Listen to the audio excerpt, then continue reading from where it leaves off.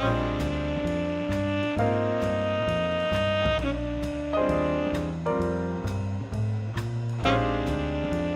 a lousy detective in a lousy city. Sin City. Murders around here are frequent. I think I know a guy who has information on a murder.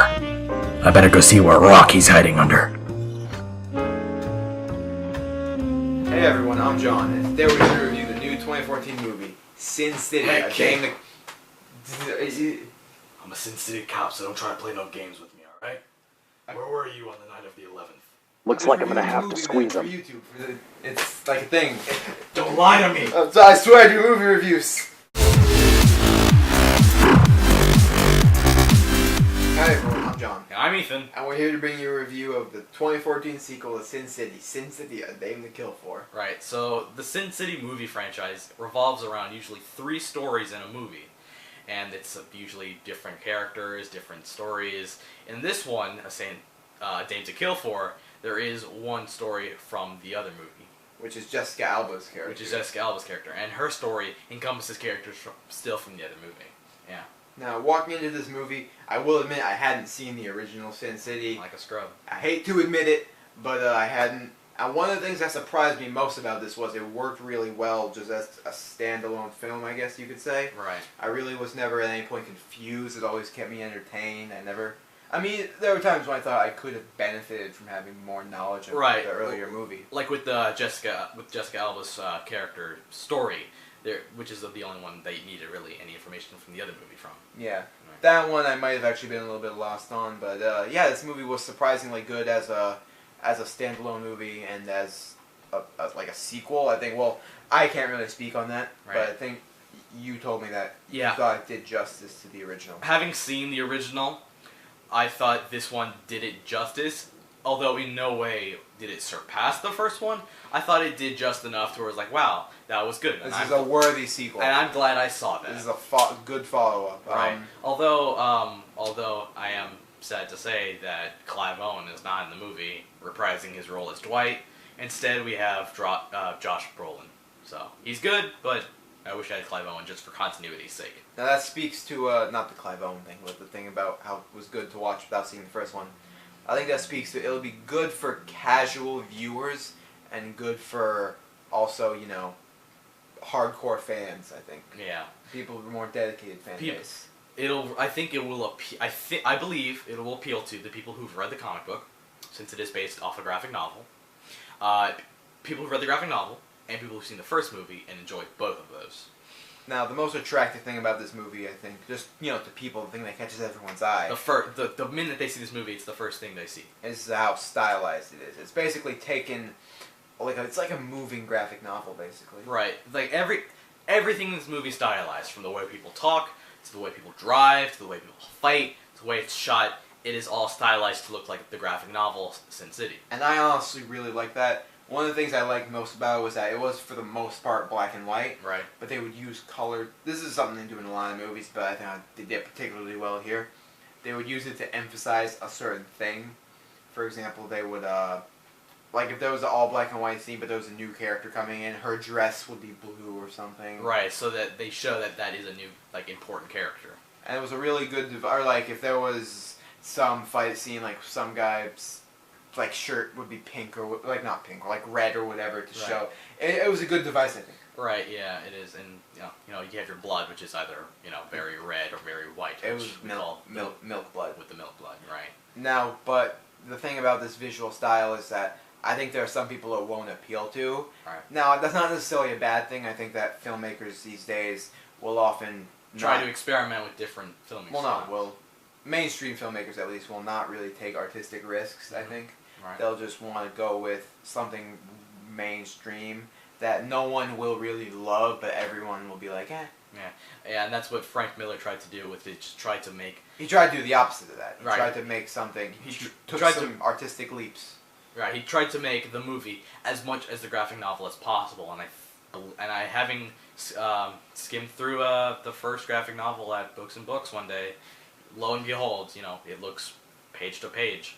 It looks like the movie. We gotta read the graphic novel. I gotta read it. I'm the comic book and graphic novel guy. The Watchmen, The Walking Dead. The Batmans. I love it. So, But yeah, it won't appeal to certain people. I don't think that's a bad thing, but it's something you have to think about. right, it's what would you say this type of style is? I mean, it could either be called one of two things. Just calling it Sin City style, or I would say, like, grunge noir. That's like a band name. That is like a band name. So, I mean, yeah, this movie is like... It's like film noir, like if it was a graphic novel. Just, yeah, film noir as a graphic novel. So, what were your thoughts on how this movie was acted? Well, like I said earlier, everything in the movie is stylized. From, you know, even... From the music, to the acting, to the characters, to the Right. story, to the visuals. Right, so that includes the way people deliver their lines. And the lines they deliver in the dialogue. Right, exactly. So, I didn't notice as often, and I don't know if they were exact quotes from the book, but certain lines were really, really forced, I think. Well, they felt a little forced because they were really trying to put so much emotion on it. They felt a little cheesy or melodramatic at times. Right. Now But all the times during, you know, just regular, like, conversation or narration, which again, this movie relies heavily on the narration, that's done really well, and I like that. Yeah, I think that with the acting and how it's a little bit melodramatic at times, that did bother me a little bit. Yeah. But it still speaks, I think, more towards how the film is stylized, and that it's really just a moving graphic novel with sound, basically. Right, yeah. I thought the narration, I have a problem with narration in movies, usually. Right. Because it can be used very lazily. Like, if ever the first 5 minutes of a movie is just someone narrating a thing while a montage goes on of them, like, giving the intro to the story, I always think, like, that's lazy storytelling. Right. But it wasn't here. There was actually, the narration was used well to create a good effect and vibe to it. Right, yeah. So, what do you think about the action in this movie? The action, going back to, again, what I said before, it's very stylized. There's a certain character, Marv, who's in the first movie and this one, and he's a big, brute hulk of a man. And when he fights a guy, he just throws him as soon as he punches him. Literally tearing through people. Literally crushing skulls. So, whenever he just, like, swats a guy away, it looks cartoony and ragdoll-ish. Now, I don't know if that's, again, supposed to be in the style of the graphic novel, but it didn't look realistic, and I know that's saying something for a graphic novel movie, but it's something that's just like, oh, that could have been handled a little better. I think I see what you mean. The action was definitely from a graphic novel, and it translated reasonably well, but some people won't like it. It can be a little bit, you know, awkward at times. Yeah. One thing that you mentioned to me earlier that I agree with is that it focuses on all these different stories, and sometimes you want, like, more of one than there is at a certain time, if that made sense. Yeah. Like, they're not, you know, you have to have a X amount of minutes on one story and X amount of minutes on another story. Right. But sometimes that division of time is a little bit choppy at Right. times. Let me just run you through this, like, how the plot works, really. There was the first half of the first story. Then you have the entire second story. Yeah. Then you have the first act of the third story, and then that combines with the first story and second story in a little way. And I thought it wasn't really a big problem, but like when that first story cut out for favor of the entire second story, it felt like I wanted to see more of that. Right. That had me, and now it lost the momentum. Right, the character and the story were so good for the first scene that you just wanted to go back to it and, you know, not have to go through the entire second story just to see that again more towards the end. I don't think, you know, it could have been done in a sense of, ooh, I'm in suspense, but it was just like, I should have wanted to see that. Right, yeah. So at the end of the day, all things considered, what are you going to give Sin City: A Dame to Kill for out of 5 stars? I'm going to give Sin City: A Dame to Kill for either a 3.8 or a 3.9.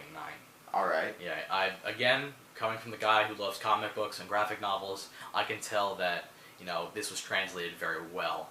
And even though I do love it because of its action and its main, like, story and the way the characters interact, the story was really choppy. And Not really choppy. not really choppy, but just enough to notice, I think. The story was a bit choppy. The acting was sometimes forced, not all the time. And just in general, it wasn't as good as the first one, which I know is hard to do, but I would have liked something just to be a little bit at that level. Yeah, I liked it a lot. I think I'm gonna go really high with this one. I'm gonna say 4.2 out of 5 stars. Alright, I thought that the acting was at times off a little bit. The story was kind of choppy at times, but that didn't really bother me very much at all. Right. I thought that the visual style, I was thinking it relies on it. It's not really a very interesting movie without how stylized it is, Right. but nevertheless, it was very unique and very cool and interesting, and they used the color as a device in this black and white universe. I really enjoyed it a lot. It was very, at times symbolic among a lot of other things. Yeah. Acted pretty well, good story. I enjoyed this movie a lot. It definitely surprised me. So, have you guys seen this movie? Have you read the graphic novel or seen the original? Tell us what you think in the comments. And you can follow us on Twitter @StubMasters. We tweet frequently about movies and the movie industry and what we're up to. Yep. And listen to our reviews in audio-only form if you want to at soundcloud.com/StubMasters. Alright, yeah. Alright, so Sin City, A Dame to Kill For. Pretty good movie. It was alright, yeah. I'm John. I'm Ethan. Have a great day. Bye-bye.